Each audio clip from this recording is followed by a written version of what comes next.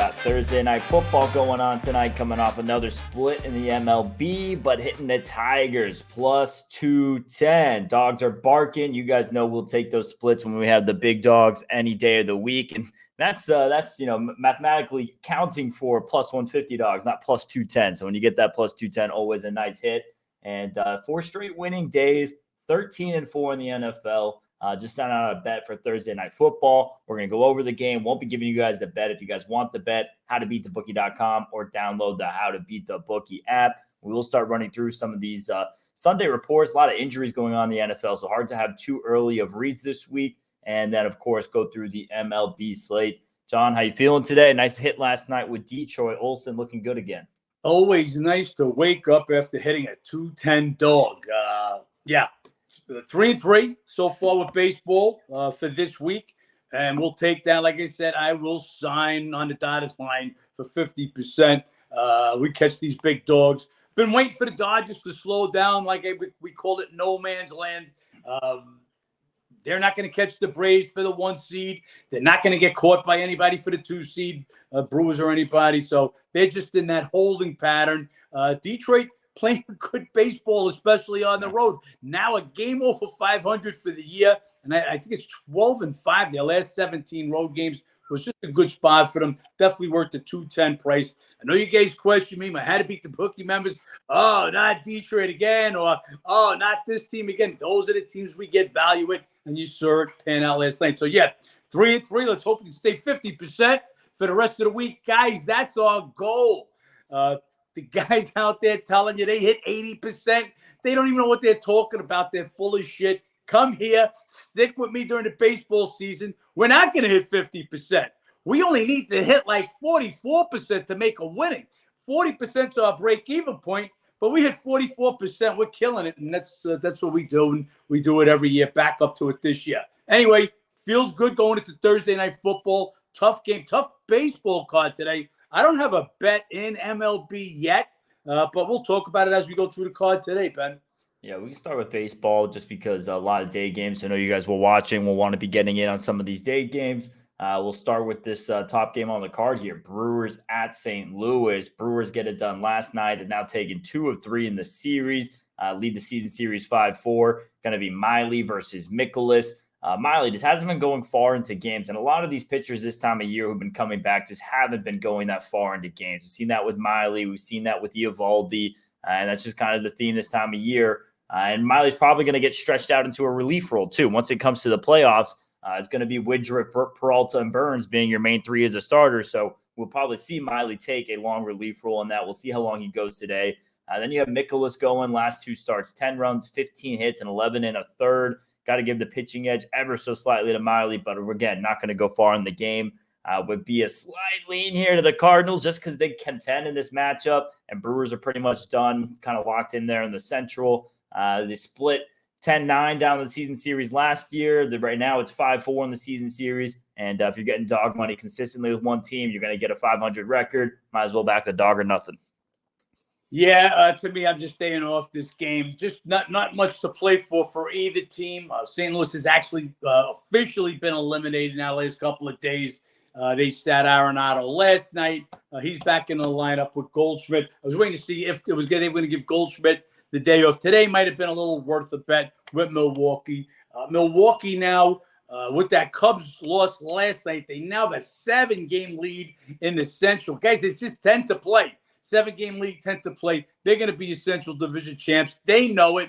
So it just takes that edge off a little bit. St. Louis, dead team. I'd like to pull the trigger on St. Louis, but just 2-4 on this homestand, scoring 2.83 runs a game, batting .218. Contreras will be out of the lineup, and I'll stay away from this matinee madness. And we had the Braves going out to Washington. All 3 top teams lost yesterday. Another afternoon game. Look, there's only 2 of them, so let's do that Angels-Rays 1 o'clock, and that'll be the 2 afternoon games. Let's do it. So if you guys tuned in yesterday, you guys heard me talk about just a weird read with Detmers. He's pitching a bit better, had the illness, no-hitter versus Tampa last year, and comes out with a nice start. They get the win 8-3 yesterday, evened up the series. And as far as the season series, Rays have won 4-6. You have now Canning versus Eflin. Eflin's got to regress a little bit as the season gone on, especially at home. He was lights out at home the first couple of months of the season. Haven't seen that as much from him lately. September 2-0, 3.71. They're still getting it done when he's on the mound. Last time out, one hit for 1 run in 7 innings versus the Orioles. Prior to that, did have a little bit roughed up, and he did have a quality start versus the Angels earlier in August. He still gets the pitching edge in this matchup. Nothing too drastic, though. This is Tampa Bay needing wins. Angels dead. Rays dropped one yesterday. I have a hard time seeing them drop 2 in a row to this dead Angels team. And they got lucky. Orioles also lost yesterday. So all these top teams yesterday, Rays, Orioles, Dodgers, Braves, all dropping it yesterday. We'll see what comes out in this one. I want no part of the dog in this matchup. I don't either, even though it's a huge overlay. This game opened at 245, which I thought was high. And it's sitting right now as high as 260. Again, just a big overlay. But the Angels have been absolutely pitiful. They come up with a W last night, including that win. They are now scoring 3 runs a game, batting 184 over their last 7 games. That was their first win in those 7 games. This is a dead team. Want no part of them. The number is huge. And Eflin hasn't been as good, but been real good. Now, does Eflin have a little fall off that last game? A big battle against the Orioles where he got the job done. 8 Ks, no walks. Eflin, one of your top guys in WHIP. He just doesn't put a lot of guys on. Big number, big overlay, but I don't want no part of the Angels. Moving back up to these NL matchups, Braves at Washington.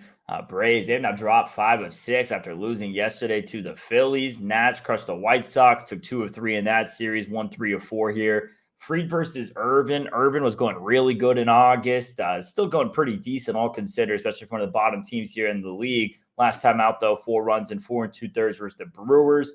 And Fried, Braves, 7-1 is his 8th start since returning. He goes 5-0, 2.96 ERA, coming off a few extra days of rest here. Did face the Nats opening day. That's when he got injured originally. So we'll see how he goes here. Only went 2-1, 4.50 versus them last year. Dodgers trying to catch the Braves. Orioles trying to catch the Braves. Probably not going to happen. But, hey, lost 5 of 6. We'll see how much they fall off here down the stretch of the season. Looking ahead at the schedule originally, I thought this series with the Phillies was going to be the last one they really get up for because now they're just kind of playing out against some of these bottom-tier teams like Washington. But it's tough. Now they drop 5 of 6. Do they get up here for this last series against the Nats, try to get a sweep and close the door on the lead they have on the rest of the teams? Would be a lean here to the Nats just because the Braves aren't playing as well right now. But I imagine this is a series they close out their season with. Yeah, look, it's Nats a nobody in this one. Braves, they had a big lead on both. Big, when I'm saying big, 4 or 5 games, which is a big game. Well, if they continue to win 50% of their games, they're going to get there. Nobody's going to catch them. But they've dropped 5 of 6 now. They gave Fried a few extra days before this outing. His last outing was September 12th. 1 run over 5 innings and a win at Philly. And again, know that these guys at this time of year, like Fried, teams that are going to be in the playoffs already, they're not letting their pitchers go 7 anymore. So that's another reason you want to give it that there's value with the dog. Now, Atlanta's going to come for this game. Losing 5 of 6, they know they could feel teams just on the heels. Would have been a little worse if the Dodgers would have won last night. We're happy that they didn't. But so they maintain a 3.5 game lead over the Dodgers and also have the tiebreaker. But they want to get out of this funk. But again, they won't have Fried go too deep in the game just to get out of it. And they're coming up against the Nats now. They've won 4 or 6, including 2 or 3 this year. They pretty much owned them last year, beating them 14 out of 19, 8 out of 10 in Washington. But again, the number is just insane. We'll be looking at it. Hey, if they decide they're going to give somebody a rest on the Braves, we'll be on the Nats in this one. We have the Mets at the Phillies. Mets took 2 of 3 from the Marlins. Phillies take 2 of 3 from Atlanta. Yesterday, they pull it out in extra innings. Got to be a little bit of a letdown from the Phillies there after winning in extras against the best team in baseball yesterday. Peterson versus Suarez. Peterson has been a little bit brutal. 0-1, 5.17 ERA. Last time out, bit better. 3 runs, 2 earned, and 5 2/3. Suarez, he was terrific. He was their best pitcher at one point this year in June and July, kind of fell off for a little while, looking like getting back to stride a little bit. 2 quality starts, 4 runs and 12 and a third. Did have 15 Ks, 7 walks, so walk count up there a little high. Did have a quality start versus the Mets back in May when he was on that hot stretch, and a bit worse at home this season. Just a letdown here for the Phillies. The main read here. Need a bit more on the number, but would be Mets or nothing for me here. Played pretty good against the Marlins in that series. They're playing pretty good baseball right now. And Marlins is a team who needs wins a bit more than Philly does. So Mets getting up and getting wins in that series. I imagine they get up for this one as well. I'm interested to see what happens with Suarez and really this entire Phillies rotation come playoff time, because they've been getting, obviously Wheeler is the ace. And then beyond that, Walker's had a stretch. He was the best on the team this year. Suarez had a stretch. He was the best on his team this year. Nola hasn't looked as good as he has in previous years. I'm interested to see if Suarez makes the playoff rotation or if they move him back to the bullpen. Well, Wheeler obviously is your number one, just because of the experience. And Nola did a lot yesterday. He turned in a nice performance yesterday, I guess, to solidify his number 2 spot. And then it's really 3 and 4 going to be Suarez, Walker. I don't think you're going to put Sanchez in that spot. And they've already moved Lorenzen to the bullpen. So I think that's the way it's going to look. And I guess it's going to depend on your matchup. Braves slaughter lefties. So if you're going up against the Braves, maybe you want to use Walker in that spot. I guess that's how I would play it. We'll see what they got going. As far as today's game, just as Ben said, we've only been interested in the Mets, but only at a little bit of a higher number. You got to give me a little extra juice if I'm going to back Peterson, who's been getting smacked around, and especially on the road. Just can't find enough value at the price now. At taking 150 plus 160 would have been my number. Mets are nobody. Do expect the Phillies to have a little letdown off an extra inning win yesterday, taking 2 of 3. They're in a pretty solid position as the top wild card team. But Arizona, they just keep winning too, so they're on their heels. They still need a W. Mets are no one. It would have to be a higher number. Then we have Pirates at the Cubbies. Pirates bounce back, even up the series with a 13-7 win last night. A lot of runs in the first 2 of this series. Leaned to the under yesterday just with a pitching matchup. Definitely did not get that. Oviedo versus Hendricks today. Oviedo has not been the same since the complete game shutout. A little bit better last time out. 1 run in 5 innings versus the Yankees, but still had 5 walks. That's problematic. And 2 starts versus the Cubs this year. 6 runs and 10 and a third. Lost both of those. Hendricks been decent against a couple of starts against the D-backs. Been decent in a pair of starts against the Cubs or against the Pirates this season. You're going to give Hendricks the pitching edge here. And this is just a Cubs team that needs it. Owns the matchup. The fact they dropped yesterday's game with Steele on the mound. I mean, it's just tough. You need that win. So would be Cubbies or nothing here. I'm not looking to lay the price, but not going against a team who absolutely needs wins, despite the fact they're 1-6 their last 7. Yeah. Wow. Steele, last 2 games, absolutely rocked to the tune where his ERAs jumped a half a point. That does not happen this late in the season, but he's been actually absolutely smoked his last 2 times out. Cubbies have just they look like a sure shot as a wild card team. Cubbies now. They've lost 6 of their last 7. Losing to Pittsburgh yesterday, a team that they had absolutely owned, especially in Wrigley Field. But they've now lost 9 of their last 12. Just not playing good baseball right now, the Cubs. Again, they're lucky to sit team the Pirates. Take yesterday's game into account. They've still won 10 of 12 meetings this year, 4 or 5 in Chicago. They do get Oviedo. Guys, here's the difference. This is what makes How to Beat the Bookie different from anybody that's out there. Okay, so we break it down, as we said, as Ben was alluding to. Oviedo, he throws a complete game shutout at Kansas City. I believe it was 828.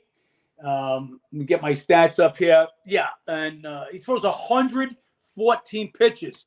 And we recognize this.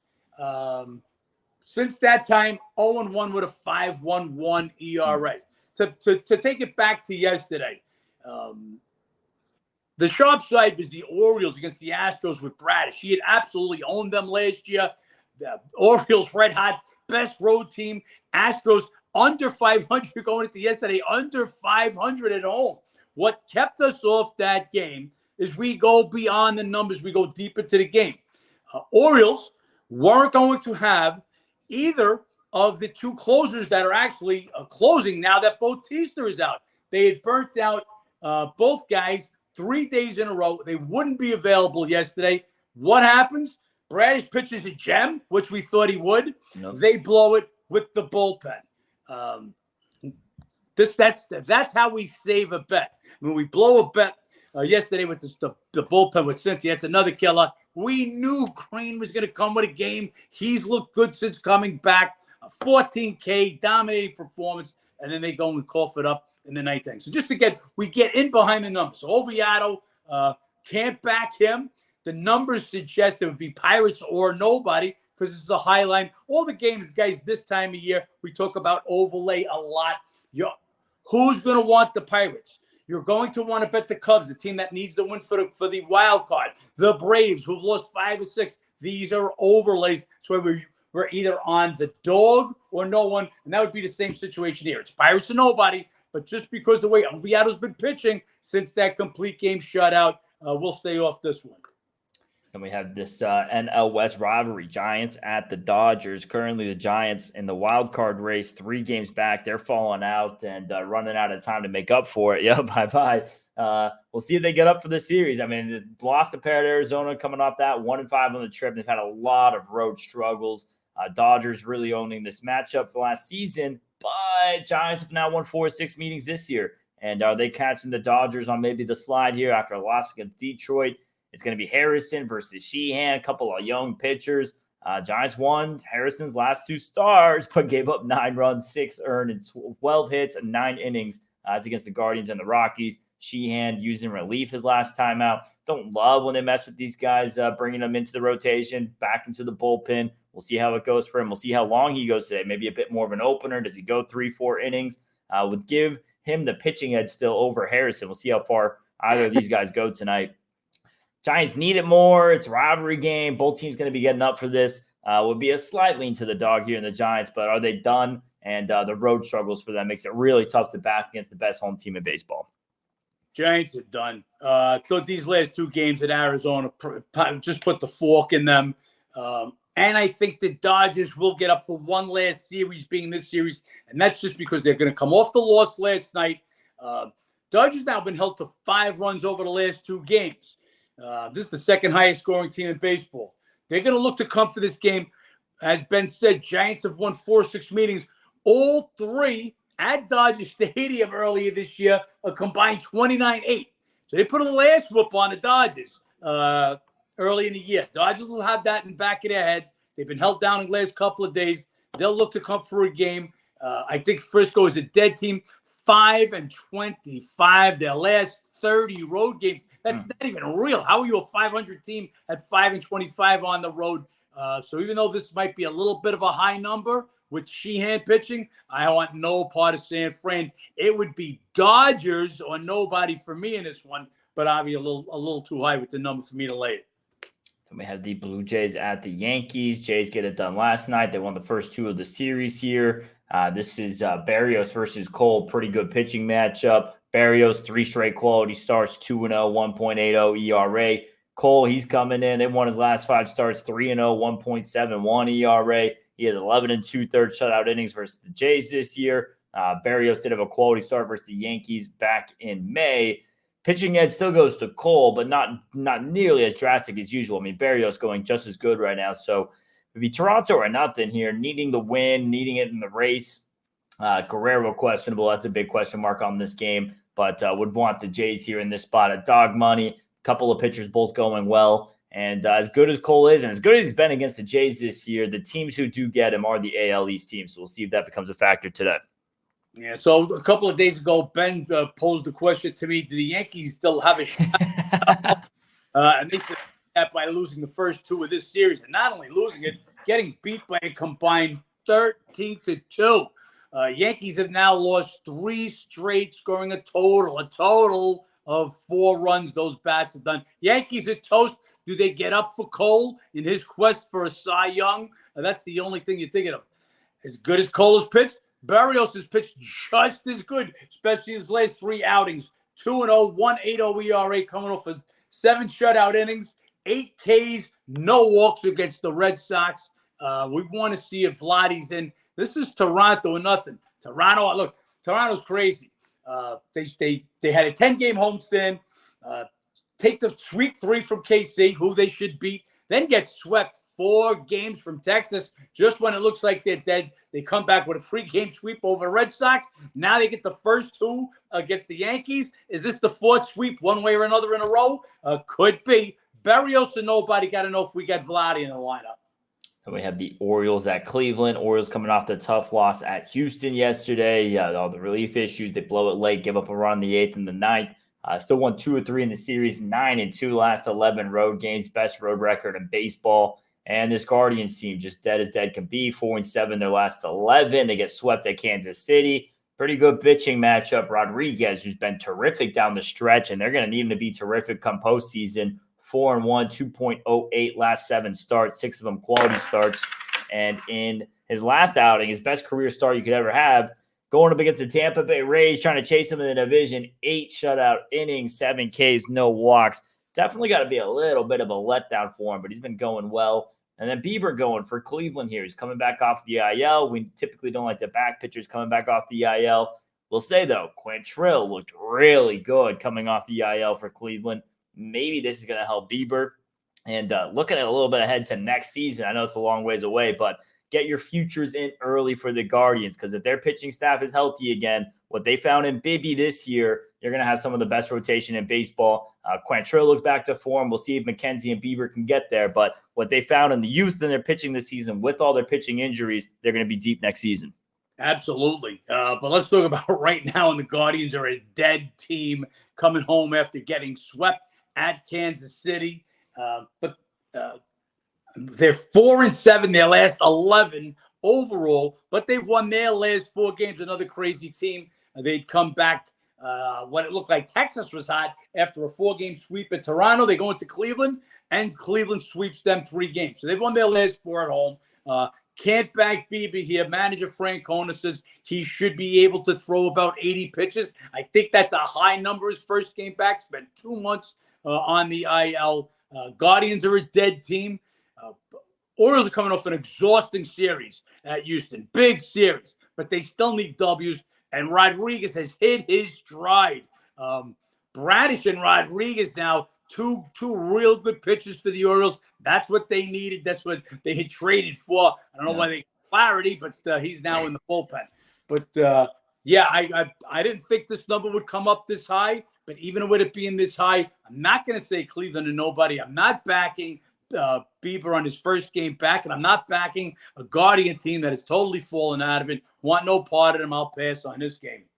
Then Tigers at Oakland, crazy price for Detroit, and we've been back in Detroit a lot lately, but huge road favorite.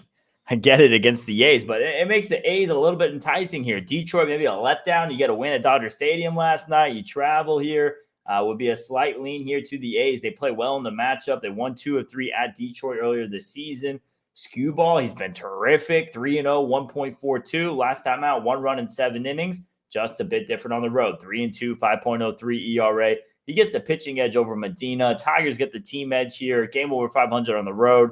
Just a spot play a little bit here. Would be a lean to Oakland. Maybe a little bit of a Detroit letdown. And A's don't play well at all, but they do play well against Detroit. They've owned them the last couple of years.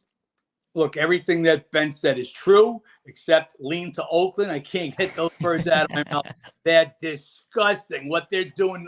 They've now lost 7 straight, scoring 1.86 runs a game, hitting 187. No. That's not even real. Those aren't even real numbers.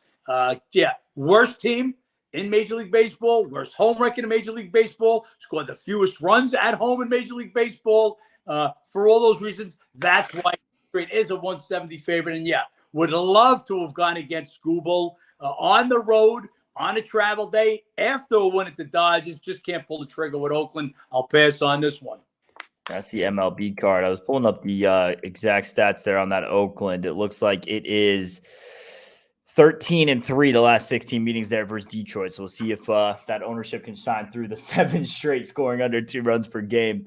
Let's talk a little bit Thursday night football. Giants at the Niners. some injuries here, obviously. Barkley, he's going to be out. You got some O-line issues there for the Giants. You got the wide receiver, Ayuk, who's been playing very well that first couple of weeks. He's banged up here for San Francisco. Obviously, everyone knows what happened with the Giants on Sunday. You go down 20-0 at the half after being blown out by the Cowboys. They come back and win that game. Largest comeback for them. What year was that? Since 1949. So a long time there on the comeback. This is the Giants or this Niners team who's as good as it gets in the NFL. Both sides of the football, they're having their way with teams. A lot of success at home last season, 10-1 straight up, 9-2 against the spread. Granted, Giants, a lot of road success, 7-3 against the spread. Tough read on the total just because Niners might just blow them out and cover the over on themselves. Don't see this Giants banged up offense putting up too many points themselves, though. Can they get any kind of ground game going? Can they burn out clocks so San Francisco doesn't run up a million on them? Weird game all around. Big number, big public double-digit favorite. Primetime makes it tough to lay that double-digit favorite. Would be a slight lean here to the Giants on the full price. I would look for a halftime number, though. This is going to be a tough game here for the Giants. Yeah, Giants, they got their work cut out for them after that miraculous second half comeback. They stay out, and they're on the West Coast for the second straight week. As Ben said, they're going to be missing their starting left side of their line, which Thomas is a stud. He's out. Bredesen's out. You're missing your best playmaker in Barkley, and you're going against one of the top defenses. You're missing your left side of your starting line, and you got one of the best defensive lines in the 49ers. Tough spot. Again, second week in a row, this will be the 49ers home opener. 49ers, Dallas, they're the two best teams in the NFL right now. I've got them separated by decimal points.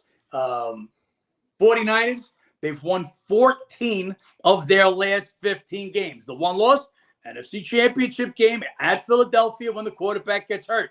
Other than that, 10-1 straight up, 9-2 against the spread in their last 11 home games.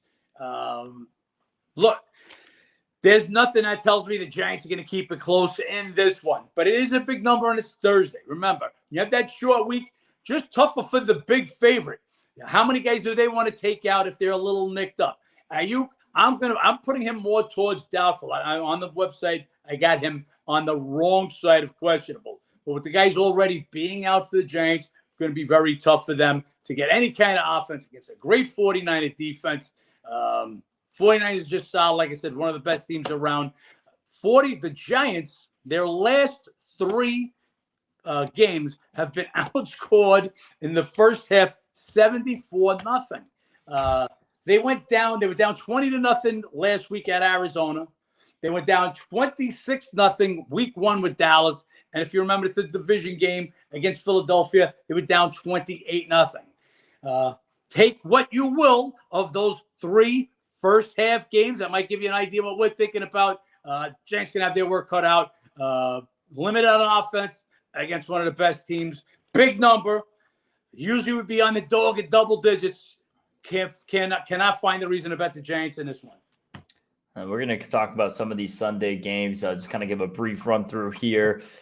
A lot of injuries this week. First couple of weeks, I know we mentioned earlier in the week that we have a bigger edge in the early part of the season. Haven't had many bets out yet for this week just because there are so many injuries across the board. We'll dive into some of these, just kind of give you guys a heads up what to look for these next couple of days. Obviously, our How to Beat the Bookie members, you guys will be updated with this information as it comes out. So you guys will know this information as soon as possible. If you guys want all these injury breaks as soon as possible, sign up at howtobeatthebookie.com or download the How to Beat the Bookie app.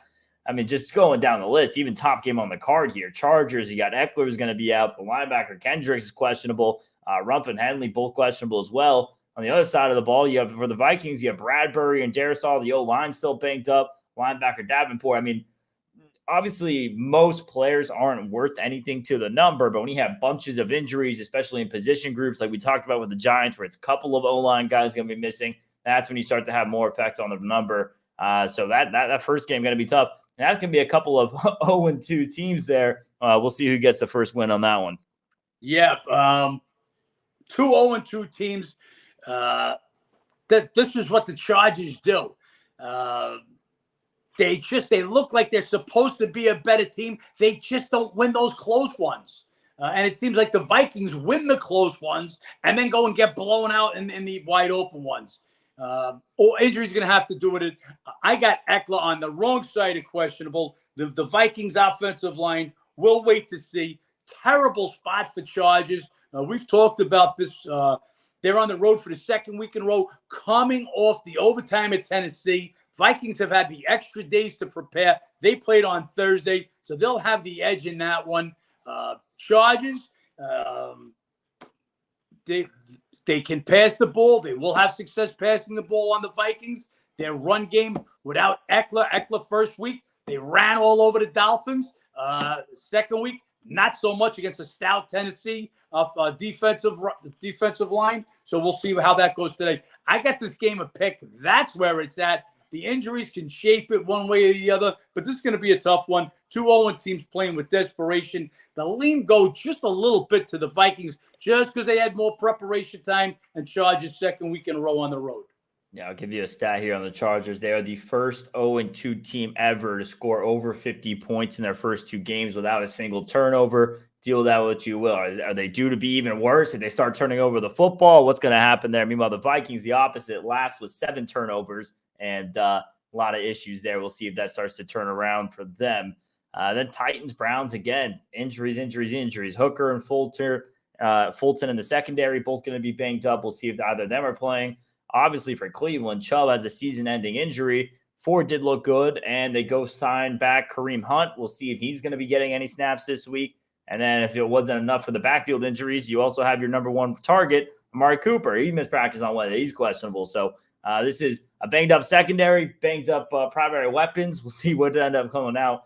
Tough to bet this game without knowing who's going where. Yeah, absolutely. Another one, you get the Browns coming off that tough Monday night. Brutal loss to Chubb. Every time I watch that play that hurts. So you're going to lose one of the best, if not the best running back in the game. Ford played well in his place, but obviously isn't Nick Chubb. Watson has been a total disappointment. I wasn't taking those last 6 games really much into account. Figured, okay, kid got his feet wet. He'll have he hasn't looked any better. They need Amari Cooper. He's the only one who gave them anything in the last game as far as a passing threat, as a receiving threat. So that's a huge injury. I think Cooper's injury. Look, he was doubtful going into Monday night. Got out there and I think he caught 8 passes. So him not practicing yesterday. We'll wait to see if he gets a practice in today or tomorrow. Tennessee. This is a Tennessee type game. They'll go to Cleveland. As I just said, how they stopped the Chargers run game. Now it's Cleveland. Cleveland is one of, if not the best run game, but it's a tough run defense. If Watson is forced to throw the ball, he hasn't been good. But Tennessee's downfall is their pass defense. So this is going to be strengths against weaknesses. The line 3 points, really right where it should be, considering the situations of Cleveland on the short week, coming off the loss of Chubb. 3 points, a lot of solid numbers. I got to be honest with you guys. The numbers are really solid. We do have an NFL bet because we just sent one out for the Thursday night game, but I do not have a Sunday bet yet. Line is tough. A lot will have to do with injuries and late line movement.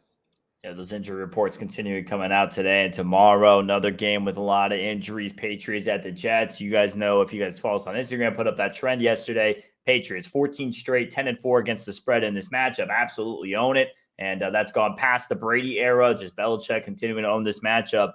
Patriots 0-2 straight up and against the spread. Lose both games at home.